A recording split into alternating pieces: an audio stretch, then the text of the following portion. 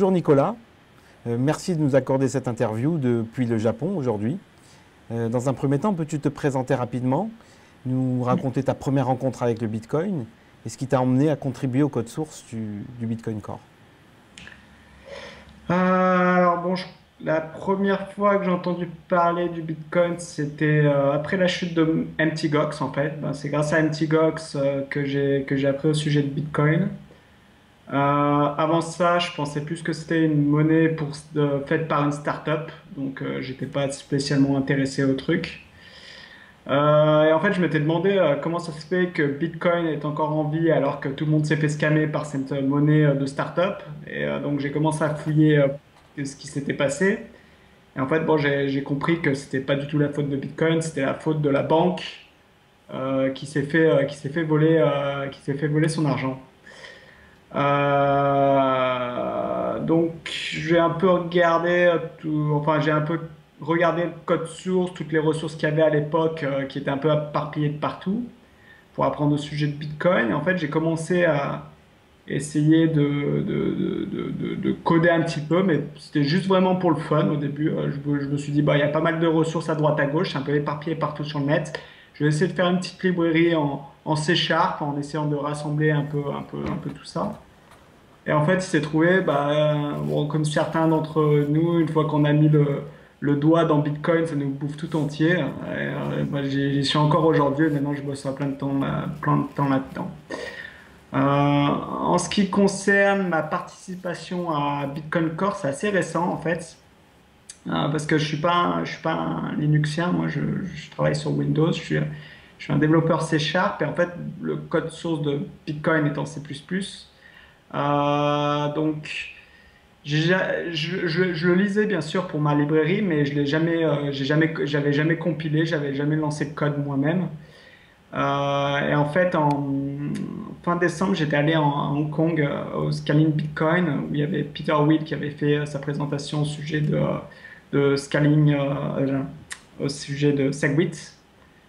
Et en fait, je voulais commencer à aider un peu à bosser là-dessus. Donc j'ai décidé que je commencerai à l'aider. Bon, il se trouve que c'est au début, je sais pas, est-ce que tu es programmeur? Oui, Ouais, donc en fait, à titre, au début, quand je voulais aider, en fait, je modifiais le code source sur ma machine, je committais sur GitHub et j'attendais que Travis, donc le serveur d'intégration, compile pour moi pour voir si j'avais fait des erreurs. Donc bon, d'accord. c'était un processus laborieux parce qu'à chaque fois que je changeais une ligne de code, il fallait que j'attende 20 minutes pour que ça compile.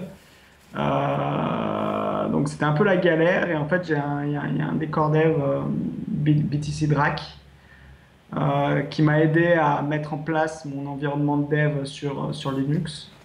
Donc en fait, à partir de là, j'ai pu un peu beaucoup plus aider autour de. Bah, j'aide encore maintenant autour de Check Sequence Verify, Segwit et, et récemment Compact Block et bientôt LibConsensus, normalement. Excellent. Merci pour cette introduction très détaillée. Dans un premier temps, j'aimerais vraiment que tu nous parles du Bitcoin Core, et pour les autres développeurs qui nous écoutent aujourd'hui, quel est le niveau de difficulté qu'il faut pour rentrer dans ce code source, quelles compétences, quels sont les langages Alors, indispensables. est-ce que la question c'est comment rentrer, modifier du code dans Bitcoin Core ou comment commencer à créer des applications sur Bitcoin Alors, cette question, c'est vraiment comment, sur Core? enfin, comment le faire sur le corps. Ça sera une autre dans une autre partie, on abordera. D'accord. Alors, je pense que la première chose à faire, c'est déjà de bien se renseigner sur comment fonctionne Bitcoin, qu'est-ce que le blockchain, comment ça se fait que c'est sécurisé et compagnie. Lancer son node soi-même, essayer je dirais, de commencer à essayer de créer des applications parce que créer une application, c'est beaucoup plus simple. Au- au- Au-dessus de Bitcoin Core, c'est beaucoup plus simple que de changer de Bitcoin Core en lui-même. Et bon, une fois que les développeurs comprennent bien comment Bitcoin fonctionne à un niveau un peu, pas dans les détails, mais de manière globale, bah, ils peuvent quand ils vont sur GitHub, ils peuvent demander de suivre le repository et de voir toutes les pull requests qui passent. Et bon, il y en a pas mal. Il y en a certaines qui vont les intéresser, d'autres qui vont pas les intéresser. Ça dépend pour chaque développeur. À titre d'exemple, de mon côté, je connais rien du tout en cryptographie. Pour moi, tout est une black box. Je sais ce que c'est une clé privée, je sais ce que c'est une clé publique, je sais ce que c'est une signature, je sais quelques propriétés de certaines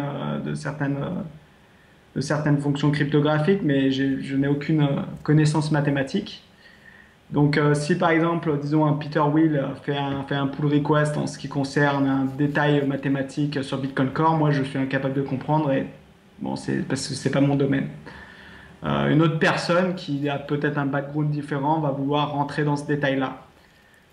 Actuellement, dans Bitcoin Core, il n'y a pas beaucoup de développeurs. À mon avis, je pense qu'il n'y a que Peter Will et Vladimir qui connaissent le code source de Bitcoin de A à Z et qui seraient capables d'un peu bosser sur tout et n'importe quoi.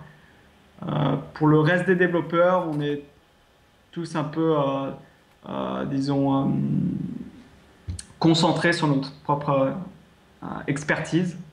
Et donc, je conseillerais à ça aux nouveaux développeurs, en fait, D'accord. de voir ce qui les plaît le plus et de commencer là où leur expertise est le meilleur. Ou, si par exemple, il y a Bluemat, par exemple, qui est très bon à essayer de faire designer les protocoles de façon efficiente. Bah, ils suivront peut-être plus le boulot de Bluemat et au bout d'un moment, une fois qu'ils aident un peu, ils font une revue de source code, ils proposent des améliorations au source code. Au bout d'un moment, je pense qu'ils seront plus à l'aise pour essayer de proposer des nouvelles fonctionnalités, par exemple. Très bien. Moi, de mon côté, à titre d'exemple, de mon côté, je n'ai pas spécialement de niveau pour faire des proposals. Je sais pas, par exemple, Compact Block, j'ai bossé dessus, mais c'est Bluemat qui avait fait le proposal. Moi, bon, j'ai participé à la revue de code, à la réimplémentation au niveau de Bitcoin.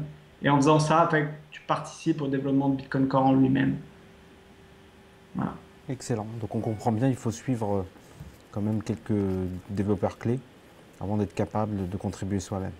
Et niveau Ouais. process, est-ce que tu as eu besoin, toi, dans tes contributions, de te coordonner avec d'autres développeurs? Et est-ce qu'il y a eu des relectures? Euh, Combien de temps ont pris les merges de tes pull requests? euh, très longtemps. Bon, l'une des, il y a beaucoup, dans beaucoup d'occasions, tu fais une pull request et en fait, elle va rester pendant presque plusieurs semaines sans que personne ne la regarde. Et à un moment, il y en a, toi-même, tu vas peut-être l'oublier. Et puis au bout d'un moment, il y a quelqu'un qui retombe dessus et puis qui la refait vivre. Par exemple, moi, ça a été le cas j'avais commencé un peu à bosser sur Object Sequence Verify. Donc ça, c'était quand même avant SegWit. J'avais fait beaucoup de code review et j'avais réécrit les choses parce qu'il y avait quelques bugs à l'intérieur. Et typiquement, c'est resté 2 ou 3 mois sans que personne n'y touche. Puis après, il y avait Morco qui est repassé sur ma pull request et qui a refait une autre pull request qui a été encore améliorée et qui a proposé celle-là et j'ai clos la mienne. Donc, il y a des fois, c'est possible que tu fasses une pull request, que ça dure pendant 5 mois, que quelqu'un propose une meilleure solution et que finalement tu clôt ton boulot. Ça ne veut pas dire que ce que tu n'as fait n'a servi à rien. Ça a permis à pas mal de personnes de réfléchir à plusieurs façons de faire. Mais voilà, bon, faut y être préparé. Sur Segwit, la même chose. Là, sur Segwit, j'ai participé à pas mal de tests dessus. Euh, j'ai commencé en janvier, je crois que ça a été merge en mai, un truc comme ça, hein, le Segwit. Donc ça Ouais, peut prendre du temps, mais effectivement.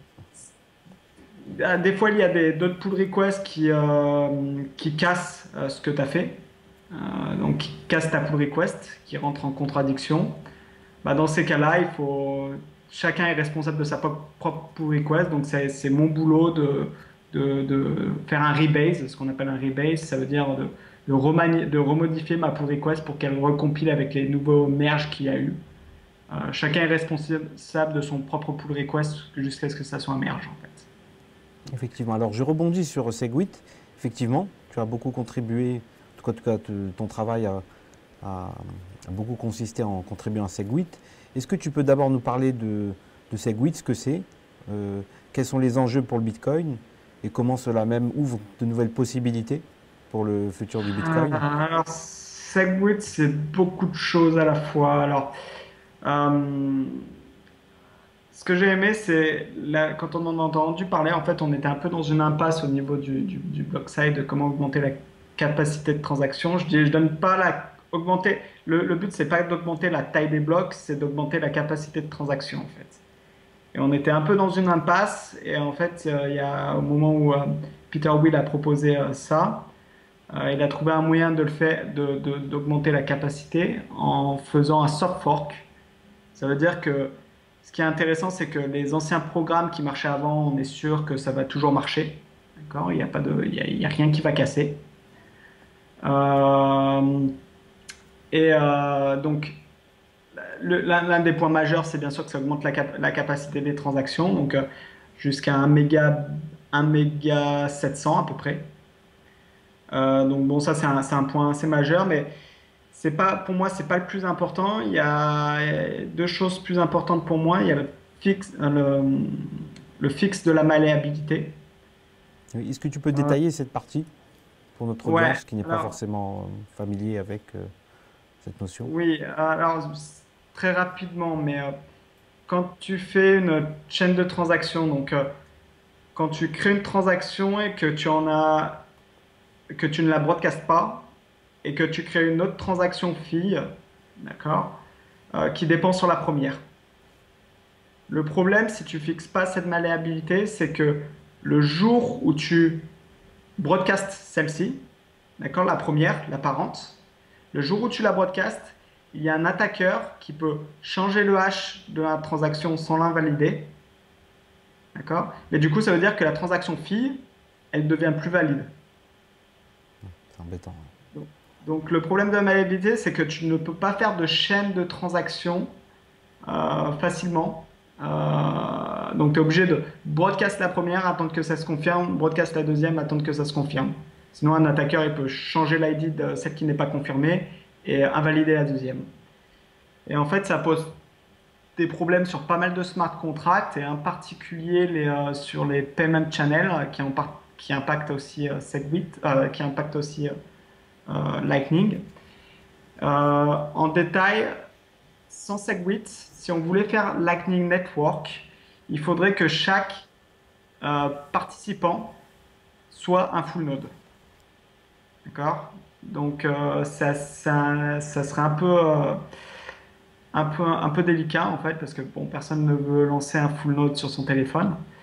Alors, grâce à Segwit, ce qui est bien, c'est que tu peux un, un smartphone, par exemple, peut déléguer la tâche à un service de monitoring du blockchain de regarder son channel en cas de tentative de fraude par le pire d'en face.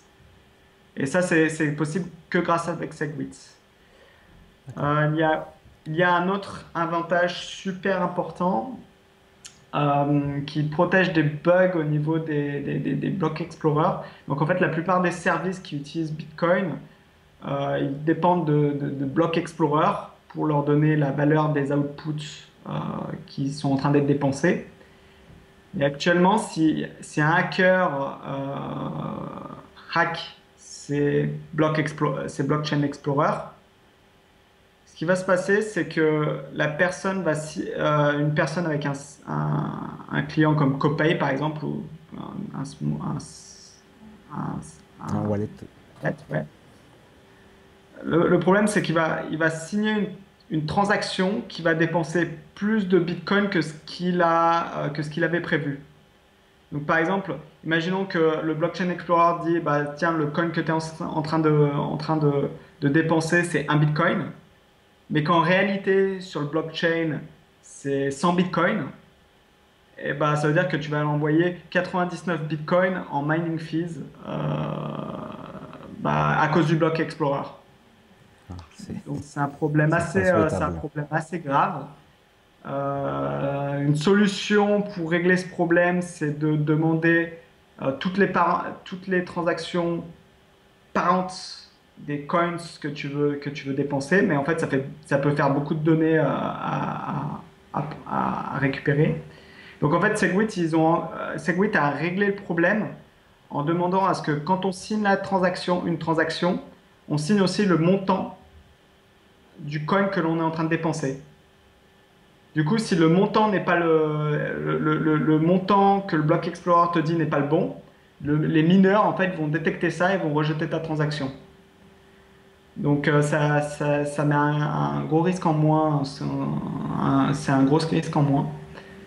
Donc ça, pour moi, c'est le deuxième truc le plus important de Segwit. D'accord. Euh, Dernière chose importante, c'est que ça va nous permettre de, de, de rendre le protocole un peu plus performant dans le futur sans tout casser. Et là, ce que j'attends le plus, c'est l'agrégation de signatures, donc ce qu'on appelle les Schnorr-Sig. Donc actuellement, imaginons que tu as une transaction avec 10 inputs, tu vas avoir 10 signatures différentes. Avec les Schnorr-Sig, en fait, tu auras toutes ces signatures vont être compressées en une seule signature et mis à l'intérieur de la transaction. Ce qui veut dire qu'on aura une augmentation de la capacité de transaction. Alors, je ne sais plus ce qu'il avait dit, Peter Will, mais de l'ordre de 40% encore. Oui, c'est le Donc, chiffre que j'ai entendu. et il y a certaines recherches, alors je me souviens plus le nom, le nom de la cryptographie derrière, mais il y a une possibilité théorique d'agréger toutes les signatures à l'intérieur d'un bloc en une seule signature. Et bon, si ça c'est possible, là on a la capacité qui explose fois 100 quoi. Mais avec un block size de 1 méga 600. Donc bon, il y a beaucoup de trucs qui peuvent se passer dans le futur, hein, à mon avis, en ce qui concerne la scalabilité grâce à Segwit. D'accord. Et pour terminer sur Segwit, est-ce qu'il y a des risques? Quels sont les risques à déployer sur un réseau de la taille de celui du Bitcoin une telle mise à jour? Les risques, les risques. Alors, le plus gros risque, c'est on ait fait une erreur et que ça provoque un hard fork.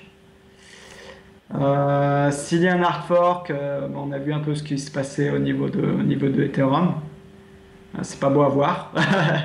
Ouais, On peut se retrouver avec deux effectivement. bitcoins. Donc ça je dirais le plus grave qui pourrait se passer. Euh, Sinon, ouais, pour moi, ça serait Sinon, vraiment le plus grave, ouais. Le plus grave. d'accord. Et oui, plus généralement, sur le futur du Bitcoin, toi qui suis le Bitcoin Core, quelles sont les grandes évolutions à venir? Et peut-être peux-tu nous commenter le projet Elements de Blockstream? Alors, le projet Element de Blockstream, c'est un peu la sandbox de certains core dev où ils expérimentent. Par exemple, les Schnorr-Sig, ça a été déjà implémenté sur Element. Segwit, ça a été déjà implémenté sur Element premier d'ailleurs. Donc c'est un peu leur bac à sable. En ce qui me concerne, les deux choses que je suis excité, c'est les Schnorr-Sig que j'ai déjà mentionné, qui va augmenter la capacité sans downside. Et la deuxième chose qui va être assez important, c'est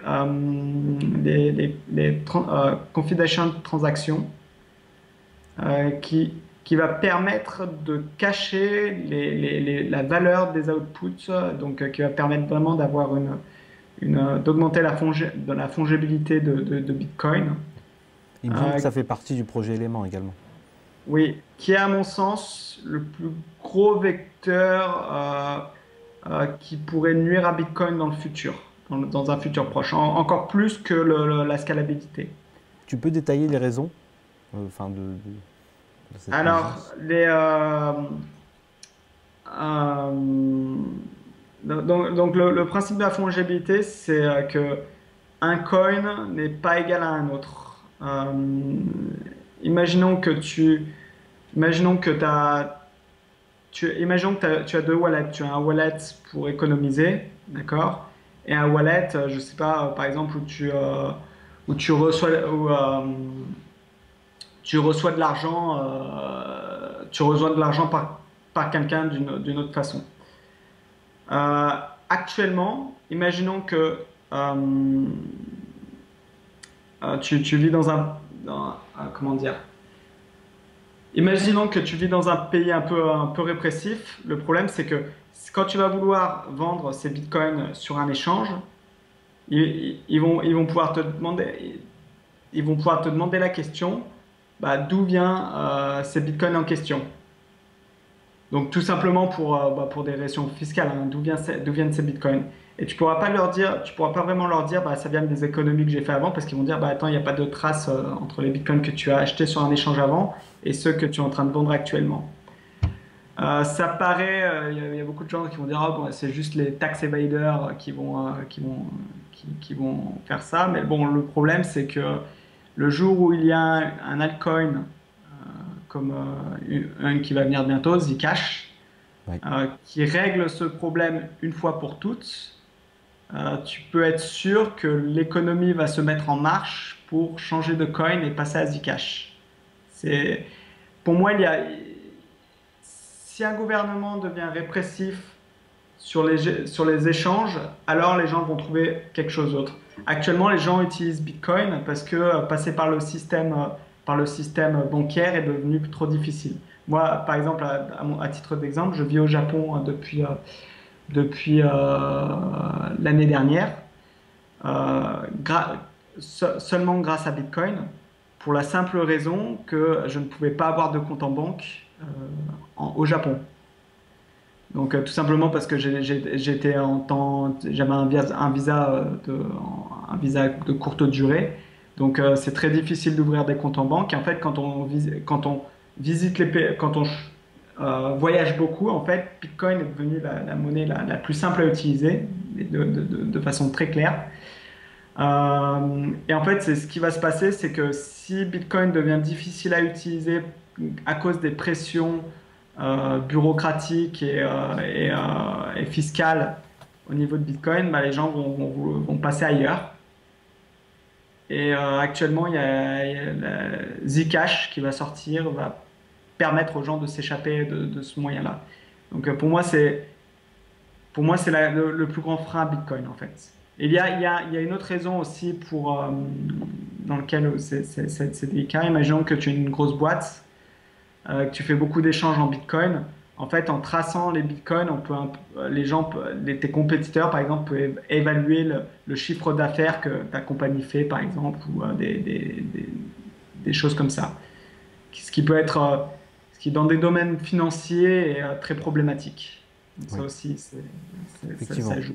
Effectivement, parfois la compétitivité d'une entreprise est liée à l'opacité de Et son je te activité. prends un exemple aussi qui peut être vachement déroutant, qui peut actuellement se passer sur Bitcoin.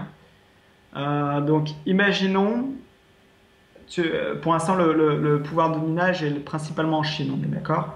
Oui, Il est possible de faire en soft fork une règle qui dit que les blocs doivent être signés par une autorité.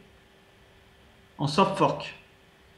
Ça veut dire que si du jour au lendemain, les gouvernements imposent aux mineurs chinois que tous les blocs doivent être signés par le gouvernement, alors bah, tous les utilisateurs de Bitcoin, même si tu es aux États-Unis, bah, tu ne pourras pas faire ton transfert parce que, bah, par exemple, le gouvernement chinois ne l'aura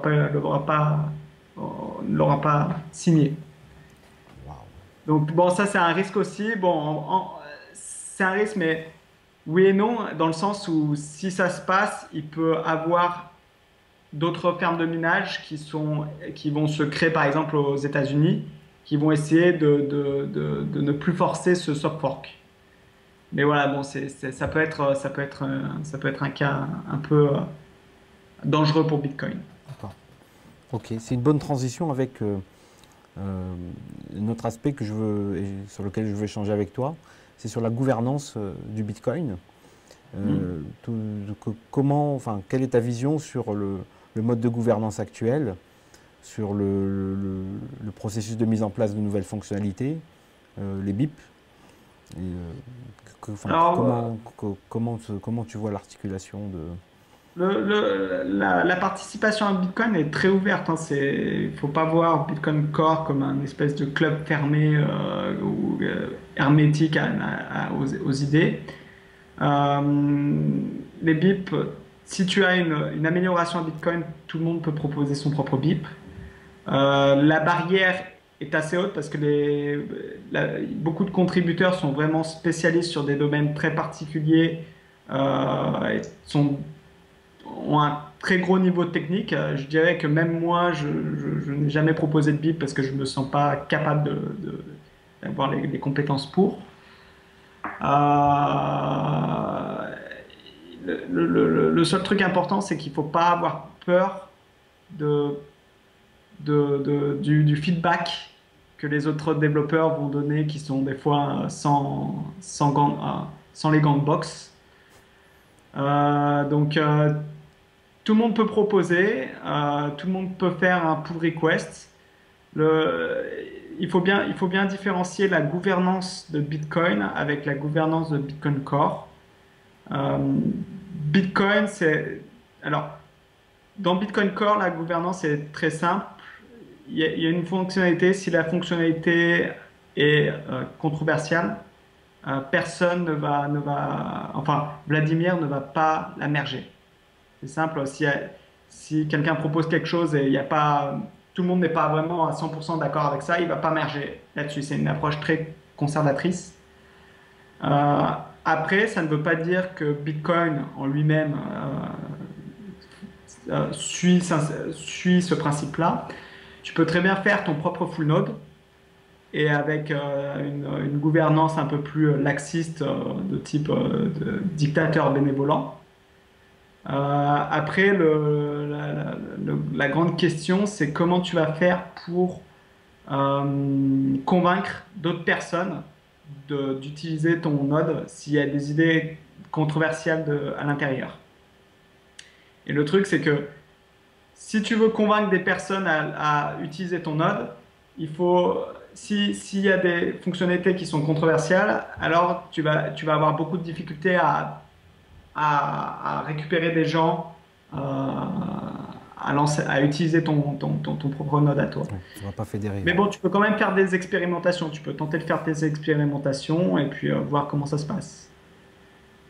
Après, moi de mon côté, là je suis en train de bosser avec Stratis sur un full node fait en C#. Je pense qu'une fois que ça sera fini, je vais essayer de faire aussi mes propres expérimentations dessus, voir si les gens lancent le truc, mais c'est important de ne pas être toxique dans le sens où si tu fais un truc sur ton propre node à toi et que Core ne veut pas le mettre, il ne faut pas devenir violent entre chaque. C'est la décision de Core. Core a une gouvernance différente. Faut l'accepter. Et si tu n'es pas d'accord avec, il faut essayer de les battre simplement en essayant d'avoir plus de personnes qui utilisent ton node, tout simplement. D'accord, effectivement.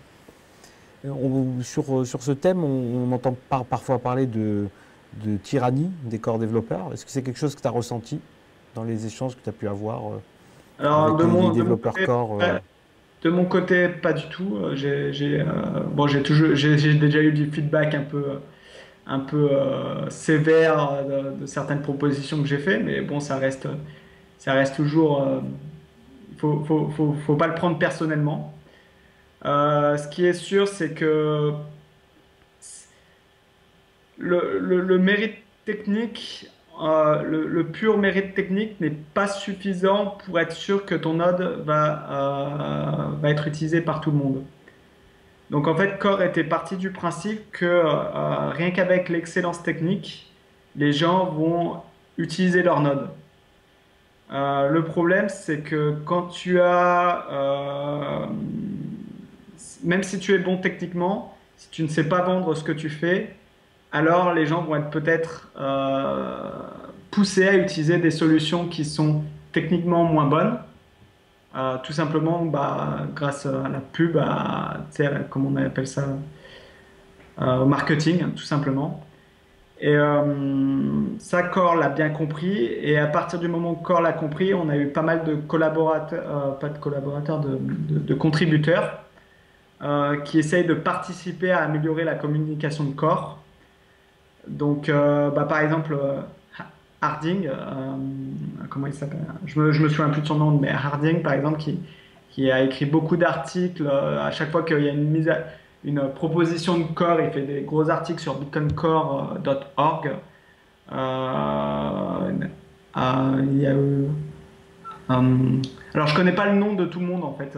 Je connais surtout leur pseudo. Mais bon, il y a beaucoup de contributeurs qui ont pris beaucoup de temps à documenter les approches de Core, à expliquer à tout le monde comment Core fonctionne. Parce que je fais actuellement là, une interview, j'essaie d'expliquer à tout le monde. Et ça, à mon avis, ça améliore le ressenti que Core est plus à l'écoute. Et je pense que c'est important.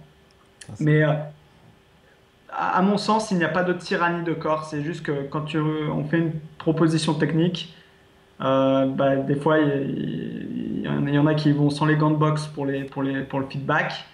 Et bon, il faut essayer de bien le prendre. Et, en général, si tu le prends bien, ça se passe bien, quoi. très bien. Donc on a compris, il faut vraiment se préoccuper du logiciel et pas le prendre personnellement. Voilà. Alors, voilà. J'aimerais revenir sur la librairie NBitcoin.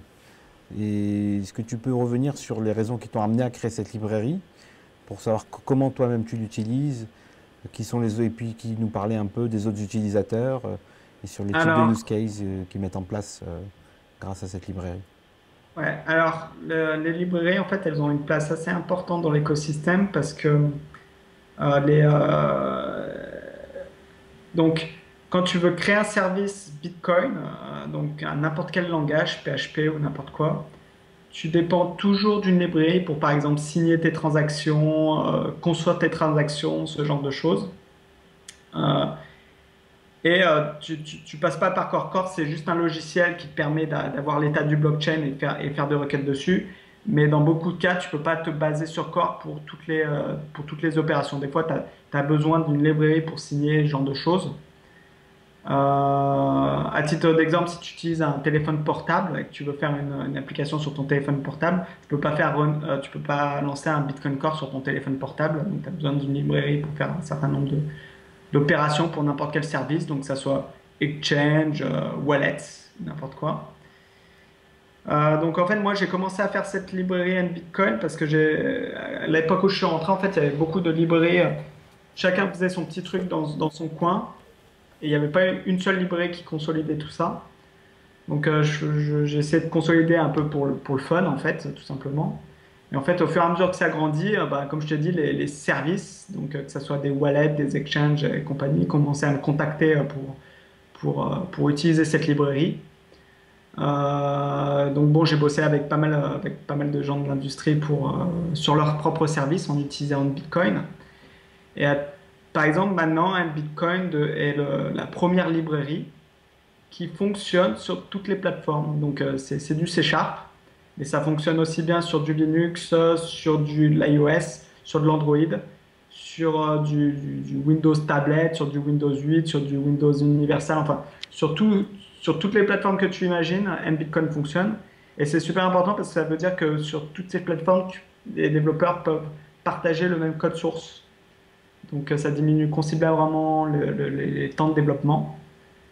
Et en fait, bon, c'est beaucoup plus agréable de travailler sur un langage haut niveau que sur du pur C, C++. D'accord. Donc voilà, moi de mon côté, quand j'ai fait SegWit, en fait, j'ai beaucoup participé à SegWit parce que j'ai voulu être le premier à utiliser SegWit sur un Bitcoin pour que mes utilisateurs puissent l'utiliser eux-mêmes. Et à titre d'exemple, tu as SmartBit, qui est un block explorer qui utilise NBitcoin. SmartBit ont été les premiers. Alors, avant que SegWit sorte, il y a eu un SegNet. Donc, c'était un blockchain séparé qui implémentait SegWit. Le problème, c'est qu'il n'y avait aucune user interface pour voir les transactions qu'il y avait à l'intérieur. Et en fait, quand j'ai implémenté sur Bitcoin, ce SmartBits, ce Block Explorer SmartBits, a pu supporter SegWit et donc a pu donner une version de SmartBits sur le SecNet. Et se dire que les développeurs ont pu commencer à jouer un peu plus avec SegWit parce qu'ils avaient enfin finalement un site, une interface utilisateur où ils n'avaient pas besoin de compiler Bitcoin eux-mêmes pour pouvoir commencer à jouer avec les nouvelles fonctionnalités de SegWit. Donc voilà, les librairies, c'est vraiment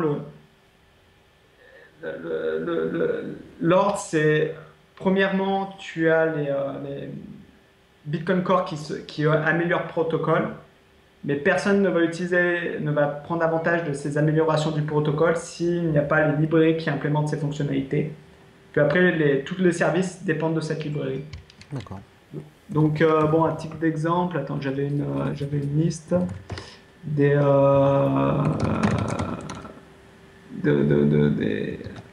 de tous les utilisateurs. Attends, j'essaye de retrouver ça.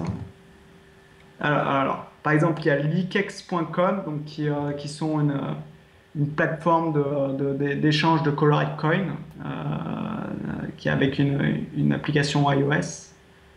Bitcoin, qui est un site un espèce de site de Paris. Timbrella, qui essaye de faire du assurance en peer-to-peer. BTC Trader, qui sont une plateforme qui fait des échanges en marque blanche. Donc en fait, il y a par exemple BTC Turc était basé sur BTC Trader. Il y a BTC Grèce aussi qui sont basés sur eux. C'est aussi des utilisateurs de Bitcoin. Je sais que BTCC, donc Bitcoin China, ont des projets aussi autour de Bitcoin. SmartBits que j'ai mentionné. Donc voilà. Est-ce que Stratis, donc, que tu as mentionné, a besoin de Stratis Platform? Oui, Stratis Platform, en effet, Stratis Platform. Donc bon, Stratis, ils m'ont contacté pour bosser sur le projet. Bon, au début, j'étais pas très chaud parce que je suis pas altcoin du tout. Hein, je ne pense qu'à Bitcoin. Alors, on a été d'accord sur un point, c'est que je passerai mon temps à essayer de faire un full node en C Sharp, Bitcoin full node en C Sharp. Et en fait, une fois que c'est fini, Stratis va forker ce Bitcoin full node et implémenter leur propre altcoin à eux. Mais de mon côté, je ne bosserai pas là-dessus. Moi, je bosse vraiment que sur le full node Bitcoin en lui-même. Alors c'est intéressant comme expérience. Moi, du coup, je me pose la question, comment tu fais en sorte que ton nœud soit isofonctionnel aux nœuds qui sont implémentés avec Core et puis, est-ce que tu dois reproduire, par exemple, les bugs des autres nœuds dans le tien Alors, ou pas forcément? il faut répliquer. Excuse-moi. Répliquer les bugs qui sont au niveau du consensus. Donc en fait, je suis en train de réimplémenter le consensus en C Sharp. Je pense qu'il y aura des bugs, c'est même quasiment sûr parce que c'est exceptionnellement difficile de faire un code 100% identique, sans edge case possible, sans bug au niveau du consensus. Donc bon, je vais faire de mon mieux. Et en fait, au bout d'un moment, je pense que je vais beaucoup participer à Bitcoin Core. Alors, dans Bitcoin Core, il y a une partie de Bitcoin Core qui s'appelle LibConsensus, qui est la partie consensus de Bitcoin. Donc, quand la partie consensus de Bitcoin est le même, ça veut dire qu'il n'y aura pas de fork, en gros, par mégarde. Et en fait, plus tard, j'aimerais bosser sur Core, sur le lead consensus, pour mettre toute la logique du consensus au même endroit, pour en faire une librairie dynamique, et en fait réutiliser ça à travers tous les full nodes, donc du style le full node de Stratis, pour être sûr qu'il n'y ait pas de bug au niveau de ma réimplémentation, enfin, pour être sûr qu'il n'y ait pas de bug au niveau du full node. Parce que là, actuellement, je suis en train de le répliquer en C Sharp, et à mon avis, il y aura des bugs. Et c'est le style de bug que quand ça tombe, des gens peuvent perdre de l'argent. Donc c'est assez grave. Donc c'est pour ça que j'aimerais minimiser la partie en C# au niveau du consensus. Après, il y a des bugs un peu moins graves. Par exemple, au niveau du protocole des messages bon, qui sont échangés, s'il y a un bug à ce niveau-là, bah, ça se trouve un node, par exemple, sera exposé à des risques DDoS, de déni de service. Ça veut dire que, bon, par exemple, ton node, quelqu'un peut te spammer. Bon, c'est dérangeant, mais c'est pas bien grave. Tu vas Oui. pas perdre de l'argent Sans là-dessus. impact financier fort. Un fork, c'est beaucoup plus grave parce que bon, ça veut dire que pendant un moment, tu es sur une version du futur, enfin, sur une version, un espèce d'univers parallèle comparé au blockchain. Là, tu peux perdre pas mal d'argent quand tu vas devoir retourner sur le chain. Mais voilà, bon, il y a des bugs un peu moins difficiles, moins graves que d'autres, disons. Et le nœud que tu prévois de développer, il sera également capable de faire du mining? Non, alors le Non. mining, bon, il faut que ce soit les ASIC qui bossent dessus. Moi, de mon côté, je vais essayer de faire en sorte de répliquer les fonctionnalités de Bitcoin Core pour que ça soit interopérable avec les équipements de mining actuels. Voilà, mais Ouais, c'est déjà un beau challenge. maintenant, par exemple, c'est plus Bitcoin Core qui mine maintenant. C'est des ASIC. Oui, effectivement.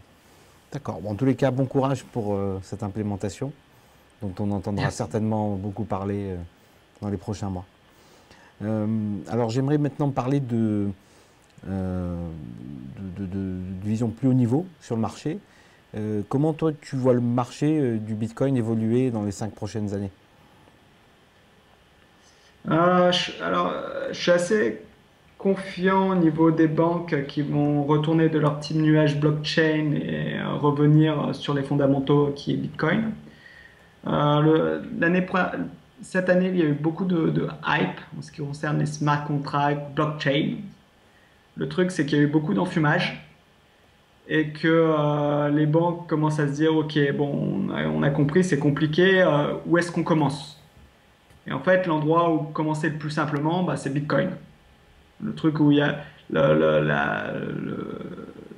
la cryptocurrency, où il y a le plus d'écosystèmes, de librairies, de services, c'est Bitcoin. Donc, à mon avis, c'est là où elles vont commencer. Et à mon avis, dans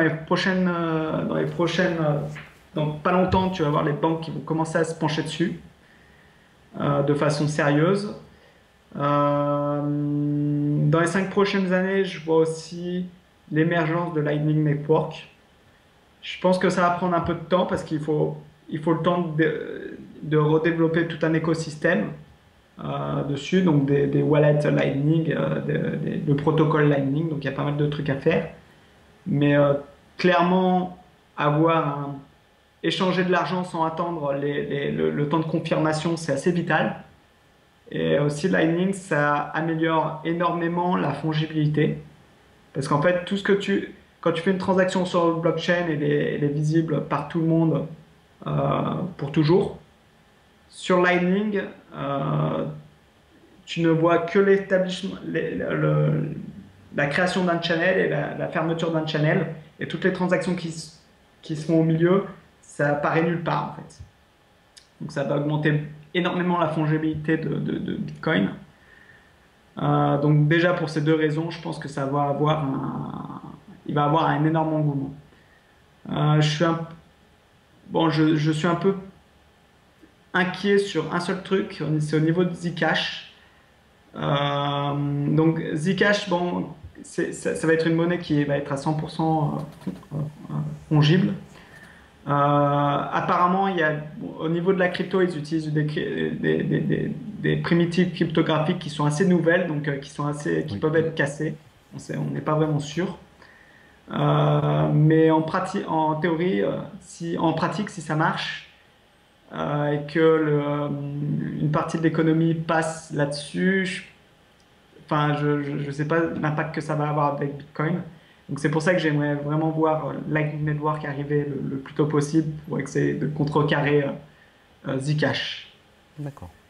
Alors, enfin, Euh, on a bien ouais. compris ta position sur l'effervescence autour de la blockchain. Et comment tu vois du coup Ethereum? Ethereum, alors Ethereum techniquement, je peux pas dire que je connais grand-chose dessus, hein. Je connais juste bon, la théorie de très haut niveau. Euh, pour la dernière erreur qu'il y a eu là sur le fork d'Ethereum, pour tout Bitcoiner, c'était, enfin, pour les Bitcoiners qui sont là depuis longtemps, c'était évident que de faire un hard fork pour récupérer l'argent des investisseurs perdus était une erreur. Je veux dire, c'était pour n'importe quel Bitcoiner, c'était rien de plus évident. Quand il y a eu le MT Gox, il n'y a personne qui a proposé de faire un hard fork pour récupérer l'argent. Le fait que tout le monde a confiance en Vitalik euh, est une grosse faiblesse du système parce que ça veut dire que si quelqu'un peut manipuler Vitalik à faire quelque chose, alors tu as une partie de l'écosystème qui va le suivre aveuglement, n'importe quelles qu'en soient les conséquences. Et on a vu ce qui s'est passé du coup avec Ethereum classique. Donc, à mon avis, pour Ethereum, alors, au niveau de la gouvernance, il faut vraiment que Vitalik, je dirais, fasse comme Satoshi, disparaisse, En tout cas, ou qui s'efface davantage. qu'il s'efface, ou tout simplement qu'ils disent, OK, j'arrête de développer sur Ethereum, et je sais pas, par exemple, il prend un pseudo anonyme et il continue à faire son boulot dessus, mais voilà, pas publiquement. Faut pas qu'il y ait- C'est important pour une cryptocurrency pour rester décentralisé, qu'il n'y ait pas comment dire, de, euh, de De culte fusion. de la personnalité qui soit là. Donc ça, c'est le premier challenge. Le deuxième challenge qu'ils vont avoir, c'est au niveau de la scalabilité. Avec Bitcoin, où on a beaucoup de mal à rendre la chose scalable. Sachant que Bitcoin, c'est beaucoup plus simple que Ethereum. Donc je pense qu'ils vont avoir énormément de problèmes à scaler correctement. Donc là, voilà, pour moi, c'est les deux plus gros points. D'accord. Euh, Enfin, moi, je posais la question d'Ethereum par rapport à la possibilité de smart contract. Du coup, comment tu vois alors les les smart smart contracts, contracts dans le c'est très Bitcoin? difficile parce que dans tous les cas de smart contract que tu essayes de penser, il y a toujours ce qu'on appelle un oracle. Donc en fait, dans les smart contracts, il y a beaucoup de personnes qui disent ouais, c'est génial, mais il n'y a personne qui arrive à vraiment trouver des cas d'utilisation concrets à ces smart contracts. Et quand il y en a qui trouvent ces cas d'utilisation concrets, à, carrément, enfin, toujours, tu as le problème de ce qu'on appelle les oracles, c'est-à-dire que ton smart contract dépend de données, d'un feed de données du monde extérieur pour forcer le contract. Et en fait, le problème, c'est que ces oracles, c'est-à-dire que tu vas faire confiance à quelqu'un pour te donner des données. Imaginons, je sais pas, imaginons que tu fais un contrat, un pari avec quelqu'un, tu dis dans 6 jours, si le prix de l'euro dépasse, je sais pas, si la cote de l'euro dépasse 1,20 $ par exemple, alors je te donne 600, je sais pas, 600 euros. Voilà. Si tu essayes de faire un pari comme ça en smart contract, tu dois dépendre d'un oracle pour donner la cote de l'euro actuel.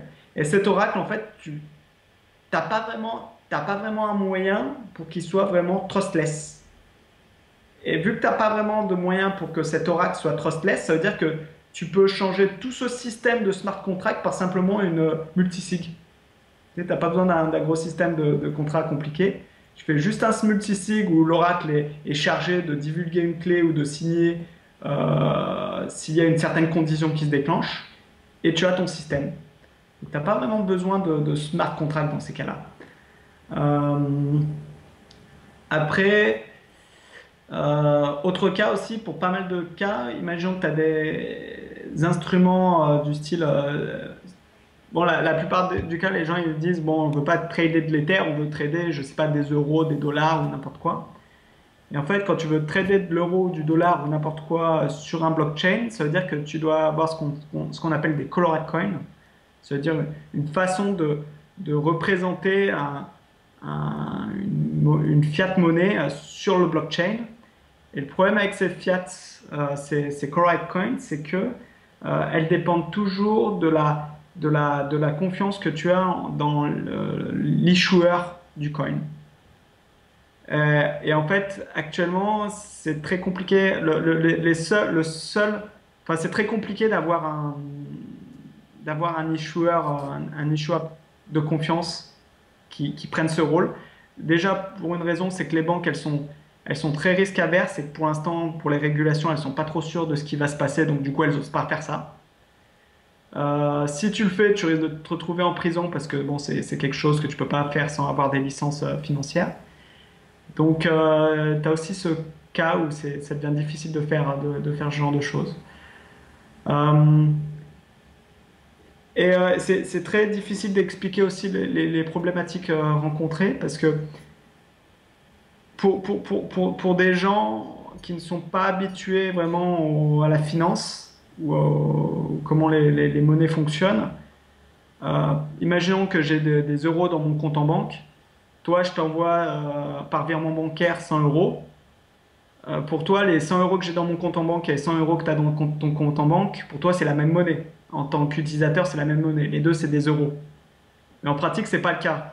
Tu en as un où c'est des euros de, je sais pas, moi par exemple, je suis chez Boursorama, c'est des euros de Boursorama. Et toi, c'est par exemple des euros de BNP.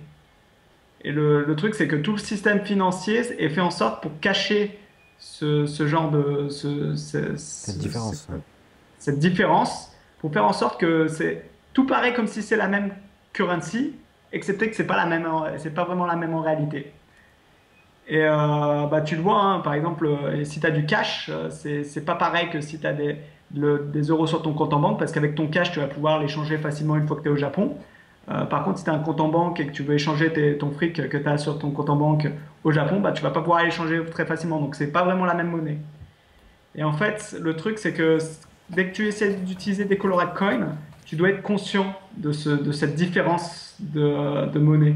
Si la BNP Paribas commence à émettre des euros, des euros BNP Paribas, et que ma banque Boursorama émet des euros Boursorama, et ben, au niveau d'une interface utilisateur, par exemple, bah, les deux ne seront pas pareils. Tu vois, donc tu as pas mal de casse-têtes comme ça qui vont apparaître. Donc pour moi, je suis assez pessimiste sur le futur de tout ce qui est smart contract en général. Je suis beaucoup plus optimiste sur tout ce qui augmente la fongibilité.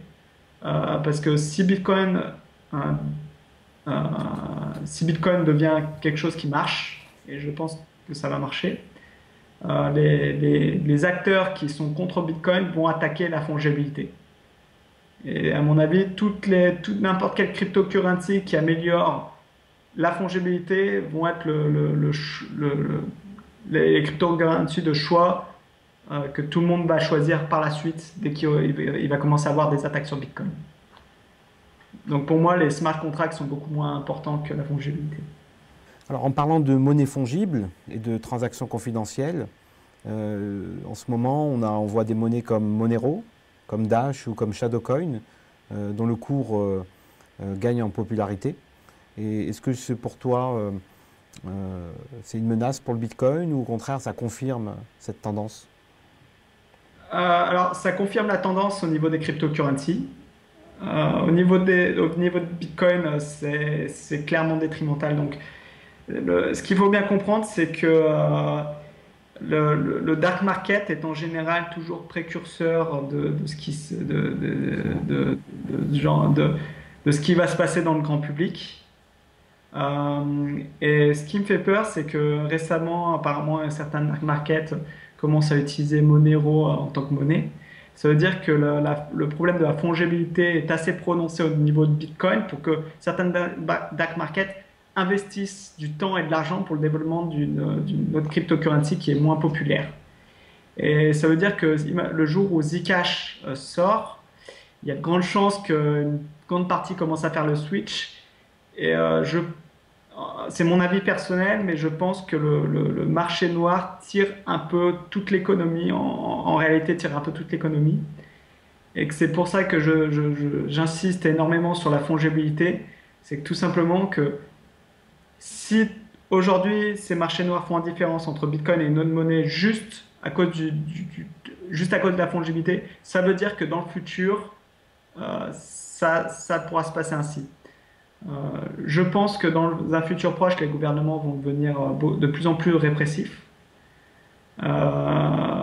Et je pense que le marché noir va devenir un peu comme au Venezuela ou l'Argentine sera comment dire, mainstream, tout simplement. Tout le monde sera au courant que ce qu'ils font, c'est pas légal. Et, tout simplement parce que les gouvernements vont devenir répressifs. Et que s'il y a Zcash qui est là, ben, tout le monde switchera à Zcash. Donc oui, en effet, je suis intéressé de voir comment ça évolue. Je suis inquiet pour Bitcoin à cause de ça. Mais bon, d'un côté, comme je te dis, dans Bitcoin, il y a deux choses qui vont arriver. Les Lightning Network qui va régler une grande partie de la fongibilité. Les confidential transactions qui vont arriver. Après, voilà, il faut que ça arrive. Ça commence à être urgent et je sais que beaucoup de cryptographes, donc en particulier Greg Maxwell, Peter Thiel, Adam Back, sont en train de bosser dessus et je pense que techniquement ça sera possible, mais voilà, il y a encore du boulot à faire. D'accord. Ben, en tout cas, merci pour tous ces éclairages. Pour finir notre interview, Nicolas, j'aimerais que tu t'adresses aux développeurs, aux étudiants en école d'ingénieur qui nous écoutent, pour leur donner quelques conseils sur comment aborder ce nouvel univers Bah, et comment réussir dedans. ouais, j'ai envie de dire, c'est un peu comme tout ce qui est en développement, hein, on a de la chance quand on bosse en développement que c'est une, le développement est assez, comment dire, fun. Donc, si les crypto-monnaies intéressent des personnes, bah, moi, des ingénieurs, je vais commencer à utiliser cette crypto-monnaie. Voyez ce qui est nécessaire de faire. En tant qu'utilisateur, vous allez voir il y a des choses que vous voulez et qui n'existent pas encore. À titre d'exemple, par exemple, pour améliorer la fongibilité, il y a des protocoles du style ConSwap, je pense. ConSwap, ConJoin, enfin, il y a plusieurs, plusieurs solutions pour augmenter la fongibilité qui actuellement personne n'a pris le temps de les développer, mais théoriquement c'est possible. Donc voyez les projets qui vous intéressent, essayez de vous lancer dedans. Ne restez pas dans une bulle, parlez-en dans la communauté sur Reddit à d'autres développeurs et de personnes. Donc je dirais ça. Lancez-vous en tant qu'utilisateur. Dès qu'il y a quelque chose qui manque et que vous voulez avoir, commencez à le développer, c'est assez fun. Euh, Bitcoin n'est pas compliqué en soi-même, hein. Il n'y a pas besoin d'avoir un PhD pour commencer à faire des applications sur Bitcoin. Ça prend un peu de temps pour se lancer dedans, mais sincèrement, après une ou deux ans d'école d'ingénieur, enfin, en une semaine, tu as fait le tour, hein. Si tu sais ce que c'est un hash, tu n'as pas besoin d'aller bien plus loin. Un hash, ce que c'est une clé publique, ce que c'est une clé privée, après tout le reste, ça suit, quoi. Oui, très bien. On a bien compris, on n'a pas besoin de maîtriser tous les J'ai envie aspects. de dire, j'ai envie de rebondir aussi hein, sur un truc. C'est que une chose qui est assez intéressante, c'est que plus une cryptocurrency est facile d'utilisation, plus elle devient propice à des nouveaux développeurs qui viennent dessus. Et j'ai envie de dire que beaucoup de développeurs pensent que Ethereum est beaucoup plus facile à développer que Bitcoin. Et en fait, beaucoup de développeurs se trompent. La simple raison, c'est que beaucoup de nouveaux développeurs voient, quand ils veulent développer un smart contract sur Ethereum, voient le langage Solidity pour faire les smart contracts, qui ressemble beaucoup à du JavaScript. Donc en fait, ils disent, ah, bah, c'est simple, je connais le JavaScript, je peux faire des applications Ethereum de façon très simple. En fait, ce qu'ils oublient, c'est que la création d'un contrat dans tout projet cryptographique est vraiment marginale. À titre d'exemple, faire une transaction Bitcoin pour envoyer de l'argent du point A au point B, le smart contract en question, c'est un Bitcoin script qui fait même pas une ligne. D'accord? Le problème, c'est que pour faire une application, un wallet ou quelque chose comme ça, bah, tu as besoin que beaucoup plus que le smart contract en lui-même. Tu as besoin de faire une user interface, tu as besoin de Block Explorer, tu as besoin de toute une infrastructure qui dépasse de loin juste l'aspect smart contract. Tu as besoin de sécuriser les clés. C'est un domaine super important, comment sécuriser les clés correctement. Et en fait, les développeurs, beaucoup de nouveaux développeurs voient ce langage sur Solidity qui est très simple. Mais le jour où ils veulent faire une application complexe, ils vont avoir beaucoup de problèmes parce que actuellement, l'écosystème au niveau d'Ethereum est très peu développé. Il n'y a pas beaucoup de librairies qui existent. Il n'y a pas beaucoup de block explorer solides. Donc, bien sûr, peut-être pour votre pet project, ça marchera. Le problème, c'est que dès que vous allez faire un échange, vous allez voir que ça va péter toutes les 2 secondes. De ce côté, Bitcoin est beaucoup plus éprouvé, beaucoup plus mature. Donc, ça veut dire qu'il y a beaucoup plus de trucs pour vous aider à développer des applications.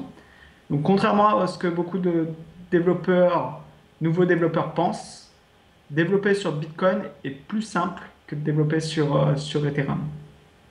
Voilà. Tout bien reçu, Nicolas. On l'aura bien compris. Démarrer sur Bitcoin n'est pas si difficile que ça. Et d'ailleurs, on donnera les liens en annexe. Tu as écrit un e-book gratuit qui permet de démarrer avec la librairie Bitcoin, créer des transactions et faire toutes les opérations nécessaires pour créer une application. Et nous ne manquerons pas tous d'y jeter un œil et même d'y passer beaucoup de temps. Merci Nicolas et à très très bientôt. Et on À suivra tes bientôt. actualités. Au revoir. Au revoir.